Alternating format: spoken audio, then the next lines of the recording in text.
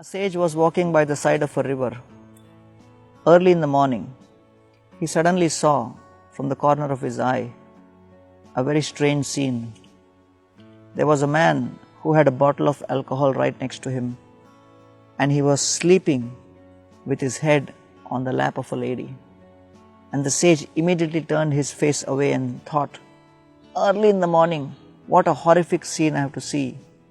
A sinful man who is drunk, he is enjoying in the lap of a woman. Horrible. And as he was thinking like this and walking by, suddenly he heard the sound of someone who was drowning in the river, crying for help. Help me, I'm drowning.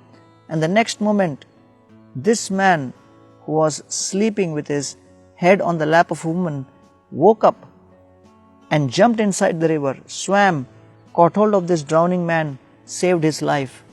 And the sage was bewildered. The sage thought, oh, I offended him in the mind, but looks like he's a noble man, let me go and talk to him. He came to this man and said, Sir, who are you? I'm so impressed by the fact that you risked your life and saved this man's life. This man said, actually, I was traveling a lot and I was tired. And so when I came here, I had absolutely no strength. So my mother brought some water for me.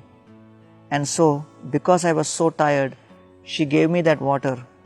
And then I went to sleep on her lap. And the sage said, what? This lady is your mother? But then I saw the liquor bottle. What is that? So the man said, well, my mother was in a hurry and she had to get the water for me. And she didn't find any other bottle. So she found this liquor bottle and brought the water in that liquor bottle. And that's why I was sleeping, resting, trying to recover before I could actually start my journey. And the sage said, how cruel it is on my part to judge this person based on the external circumstances.